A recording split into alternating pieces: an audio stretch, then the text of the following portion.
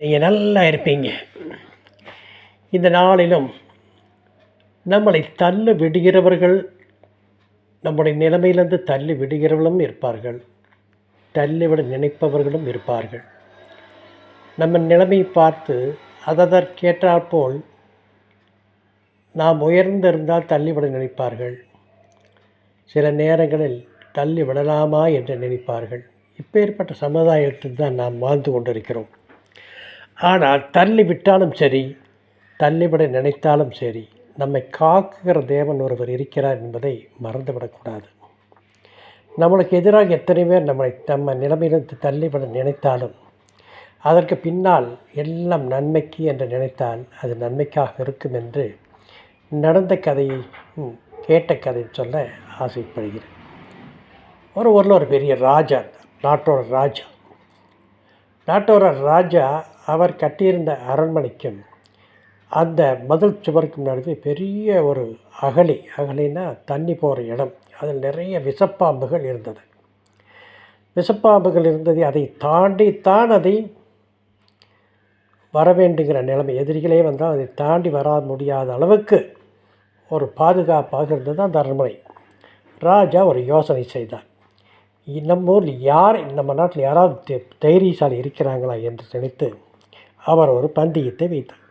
இந்த அகலையை தாண்டி வருகிறவர்களுக்கு 1000 பொற்காசுகள், அப்படி இல்லாட்டி 1000 ஆடு மாடுகள், அப்படி இல்லாட்டி 1000 வீடுகள் இருக்கிற ஒரு வீடுகளுக்கு ஒரு அதிபதி, இப்படி போட்டி போட்டு ஒரு பரிசை அறிவித்தார். யாரும் முன்வரவில்லை. ஐயோ, விழுந்த பாம்புகள் செத்து போயிட்டா என்ன பண்ணுறது, கொஞ்ச நாளைக்கு இருந்துட்டு போவோமே என்று நினைத்தார்கள்.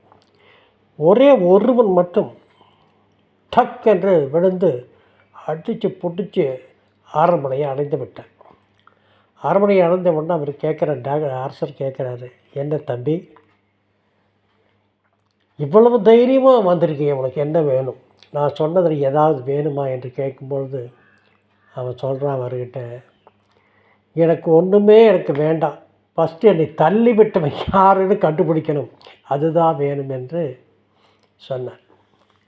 அதுபோலத்தான் பிறர் சிலதுக்கு பயந்து முன்னால் இருக்கிறவன் தள்ளி விடுகிற பழக்கம் இன்னும் இந்த உலகத்தில் இருக்கிறது. ஆனால் நடந்தது என்ன, அவனுக்கு பரிசு கொடுக்க ராஜா ரெடியாக இருந்தான். இதே போலத்தான் இயேசுவுடைய சரித்திரத்தை பார்த்தீர்களானால், பிறந்த சரித்திரத்தை பார்த்தீர்களானால், யோசேப்பு என்பவனுக்கு நியமிக்கப்பட்டிருந்த பெண்தான் மரியாள். ஆனால் நியமிக்கப்பட்ட பிறகு கபிரியேல் தூதன் என்பவன் வந்து, உன்னுடைய வயிற்றில் ஒரு குழந்தை பிறக்கும், அவன் இம்மானுவேல் என்று இயேசுவை பற்றி சொன்னார். இதை பார்த்து கொண்டிருந்த யோசேப்பு அவளை தள்ளிவிட நினைத்தான். தள்ளிவிட நினைக்கும்போது ஆண்டவருக்கு தெரிந்துவிட்டது, நீ தள்ளிவிடக்கூடாது, அவள் வயிற்றில் இருக்கிற குழந்தை பரிசுத்த ஆவியானால்